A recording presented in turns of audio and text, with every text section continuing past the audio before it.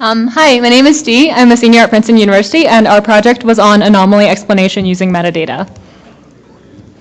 So most data is boring. Anomaly detection is supposed to be a way of focusing on the interesting parts of a data set. We considered the archive of many outdoor scenes, which is a data set of webcam images. Here you see images from one camera in the data set. So we wanted to focus on the interesting images, and again, one way to do that is with anomaly detection. So we used PCA. Intuitively, it tells you how far an image is from the subspace of typical images, and we defined the 3% of images with the largest reconstruction error as anomalies. You'll notice here that a more typical image might be characterized by a lot of greenery. Of the anomalous examples, many of them were encoding errors or had a lot of snow. So by looking at the images manually, we can figure out explanations of the errors. But what about when the data set is too large for someone to inspect the anomalies manually?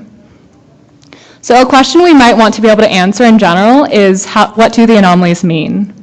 So perhaps we can filter out the ones we don't care about by explaining, in terms of metadata, the boring ones. This is particularly important when the data set is large, so we don't have time to go through all of the anomalous images. You want to have a rough understanding of what anomalies are and the interesting parts to focus on. So some examples of metadata that we considered are weather, time of day, and objects in the image. So you can see a sneak peek of some of the explanations we are able to generate on this camera on the left-hand side. So our contributions. Our primary contribution was that we proposed a new task, attaching semantics drawn from metadata to a portion of the anomalous examples. Such a partial description of the anomalous data in terms of the metadata is useful, both because it may help explain what causes the identified anomalies, and also because it may help to identify the truly unusual examples that defy such a simple categorization. This is especially significant when the dataset is too large for someone to inspect the anomalies manually. So just an overview of the architecture of the task we propose. So you start out with a dataset. In this case, we considered the Amos dataset. And you want to get metadata for that data set and figure out which of the images in that data set are anomalies. So for metadata collection, we used Google Vision attributes, weather, sun, holidays, and time. And for anomaly detection, we used PCA. You feed this to some sort of an anomaly explanation algorithm, which then would output the unexplained anomalies and the explained anomalies with the corresponding semantic explanations. So results.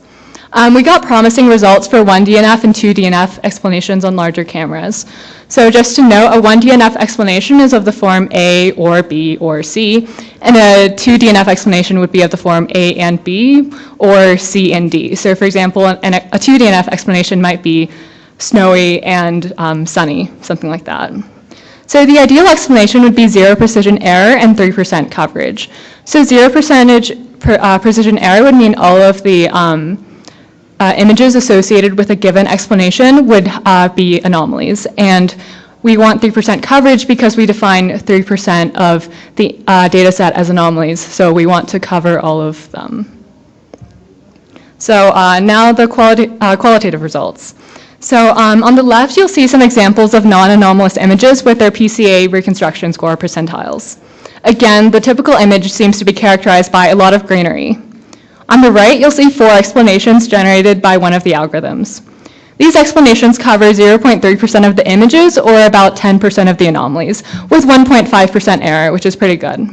In addition, for the last explanation on the bottom right, branch and dry, we found that all 62 terms described by branch and dry were labeled as anomalies, so it was indeed an accurate description of what anomalies were.